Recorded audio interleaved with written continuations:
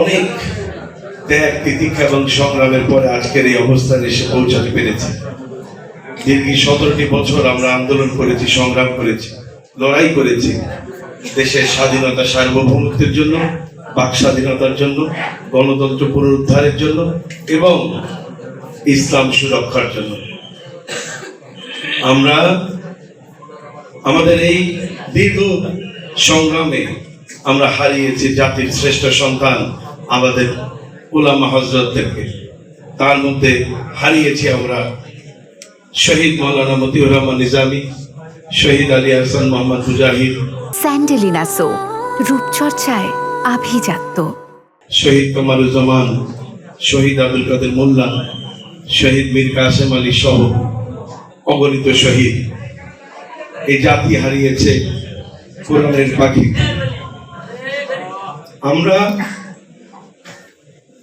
আমরা মুসলিম উম্মাহ আমরা জানি আমরা কি হারিয়েছি। আমাদের স্বপ্ন ছিল যে একদিন তিনি কারাগার থেকে বেরিয়ে এসে আমাদেরকে আবার কোরআন শোনাবেন, কিন্তু খুনি হাসিনা সেটা হতে দেয়নি। ভারতের নির্দেশে একজন সুস্থ মানুষকে কারাগার থেকে টেনে এনে চিকিৎসার নামে পরিকল্পিতভাবে তাকে হত্যা করেছেন। আমরা যখন আব্বাকে হাসপাতালে নিয়ে আসেন, আমরা সারাটি রাত হাসপাতালে ছিলাম, পরের দিনও ছিলাম। বহু অনুনয় বিনয় করেছি আমাদের সঙ্গে একটি বারের জন্য দেখা করতে দেওয়ার জন্য, কিন্তু আমাদের অনুরোধ তারা শোনেনি। আমাদেরকে একটি বারের জন্য দেখা করতে দেয়নি, পাশেও যেতে দেয়নি। এমনকি ইন্তেকালের আগে আব্বাকে তারা লাইফ সাপোর্টে নিয়েছিল, কিন্তু লাইফ সাপোর্টে নেওয়ার আগেও আমাদের থেকে অনুমতি নেওয়ার তারা প্রয়োজন বোধ করেনি।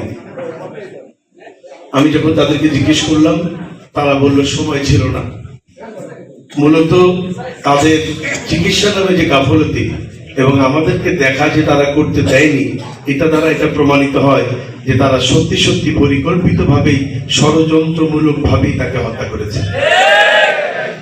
না হয় পৃথিবীর এমন কোন আইন আছে যে আইনে মৃত্যু পথযাত্রী পিতার সঙ্গে তার সন্তানকে দেখা করতে দেওয়া হয়? আমরা আমাদের পিতার শেষ কথা শুনতে পারিনি, শেষ নসিহতটুকু পাই, পিতার হাতটুকু ধরতে পারে।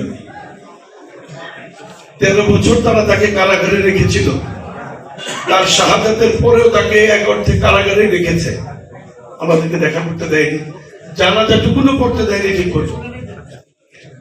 দেশের অসংখ্য মানুষ জানাজা অংশগ্রহণ করতে এসেছিল, কিন্তু জানাজা পড়তে দেওয়া হয়নি।